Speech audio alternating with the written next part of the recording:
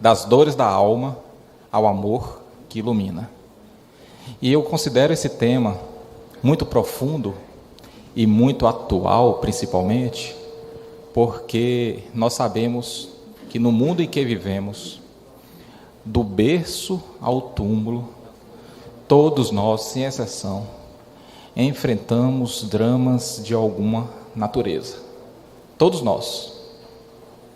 Não importa qual natureza seja, não importa quem seja, até aquelas pessoas que você julga que não esteja passando por dificuldade de ordem alguma, se você conviver com ele, você vai ver que ele passa por dramas.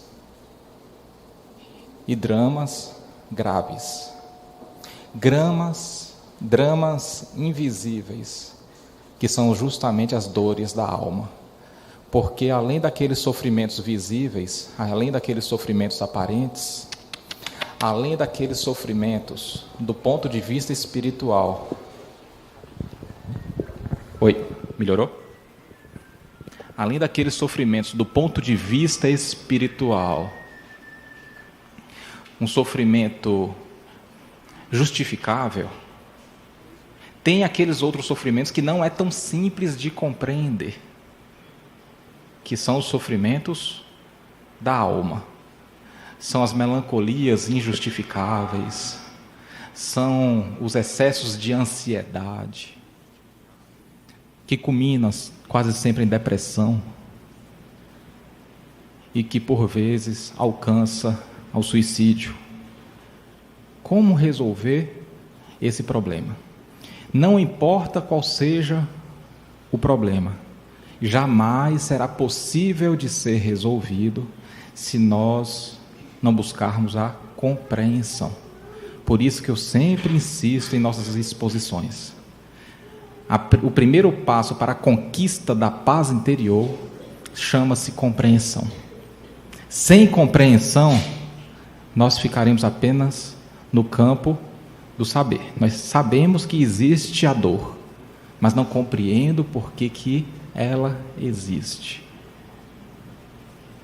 Quando se compreende a dor, nós compreendemos as circunstâncias exteriores. Quando se compreende a dor, nós compreendemos a vida.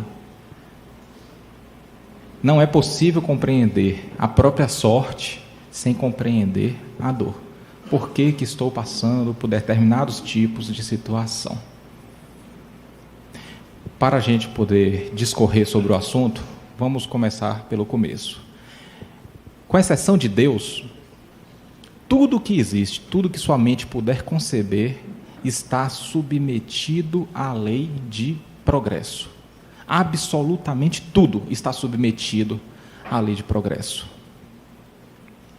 Nós, o Instituto Planetário ao qual nós estamos matriculados, tudo está submetido à lei de progresso. No início, o planeta Terra, um mundo primitivo, ainda um pedacinho incandescente do próprio Sol. Ele, no processo de desenvolvimento, sob a égide do nosso governador terrestre, Jesus, mais uma pleide de espíritos, arquitetos, engenheiros, espíritos puros, desenvolveu esse hábitat para que nós pudéssemos habitá-lo hoje. Esse planeta, ele teve sua fase evolutiva também, assim como vem tendo. Ele passou pela fase primitiva, alcançando a segunda fase do total de 5, que é a fase do mundo de expiação e prova. Nesse momento, nós, recém-matriculados, começamos o processo de reaprendizado das leis de amor. Nesse momento em que o planeta Terra começou a ingressar na categoria de mundo de expiação e prova, nós começamos a reaprender as leis de amor. Por que reaprender? Porque nós, conforme nos revela o Livro dos Espíritos, nós não somos daqui, a Terra não é a nossa primeira casa e nem será a última. Então nós viemos para cá porque num dado momento de nosso trajeto evolutivo, nós retiramos Deus do centro das cogitações, nos arvoramos em legisladores do universo, na esperança de construir um patrimônio de felicidade com essa fórmula incompleta. Porque o principal ingrediente para se construir um patrimônio de felicidade é que se tenha Deus como centro das cogitações. Quando nós retiramos Deus do centro das cogitações e nos arvoramos em legisladores do universo, querendo dessa forma e com essa fórmula incompleta construir um patrimônio de felicidade, na realidade, o que a gente alcança? Uma felicidade artificial, temporária, que nos conduz à infelicidade espiritual. Então, no hábitat em que nós vivemos no passado, não a Terra, nós também passamos pelo drama do céu, do inferno, do juízo final, tudo um sentido muito alegórico, obviamente. E por ter retirado Deus do centro das cogitações, nós fomos conduzidos para uma escola de ensino primário para reaprender as leis de amor, a qual nós costumamos chamar de terra. Pronto, fomos recebidos pelo Mestre Divino, pelo Divino Pedagogo. Quando a espiritualidade superior considerou que nós estávamos suficientemente amadurecidos, nós recebemos a primeira parte de um total de 3 do conteúdo pedagógico da lei maior. Essa primeira fase, essa primeira transferência de informação pedagógica, nós vimos chamar de primeira revelação, que são as leis mosaicas, ou como nós conhecemos, o Velho Testamento. Recebemos as primeiras instruções de como proceder, concernentes à nossa capacidade de entendimento.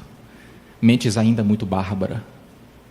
E naquela ocasião, uma das principais leis que chegou até nós, não uma lei de Deus, mas nos chegou como se fosse uma lei de Deus, através de Moisés, autoridade da época, foi a lei de Talião, a lei do olho por olho, do dente por dente. Por quê? Porque naquela época, a lei de Talião, é bom deixar claro que não é uma lei de Deus. Chegou até nós como se fosse para poder ganhar autoridade. Se você não fizer isso, você vai para o inferno. Se você não fizer isso... Então, chegou até nós como se fosse. Mas é uma lei marginal à lei de Deus, e não a lei de Deus. Mas por que se fez necessária essa lei de Talião na época? Porque na época, se alguém me feria, eu me sentia no direito de ferir, de retribuir, através de sofrimento. Não só aquele que me feriu, mas toda a família daquele que me feriu. Então, para conter o ímpeto da vingança, Moisés instituiu a lei de Talião, a lei do olho por olho, do dente por dente. Você só tem o direito de ferir aquele que te feriu. E daí surgiram os duelos. Feriram o meu interesse? Eu, criatura ainda de mente muito bárbara, só sei reagir com agressividade, porque a gente só pode retribuir com aquilo que tem no coração. Se eu fui ferido, se eu fui contrariado e reajo ainda hoje com agressividade, é porque, no fundo, é isso que nós temos a oferecer de volta daquilo que recebemos. Surgiu a lei de Talião para conter esse ímpeto. Só que, como eu disse no início, tudo o que nossa mente pode conceber está submetido à lei de progresso. Nós também progredimos.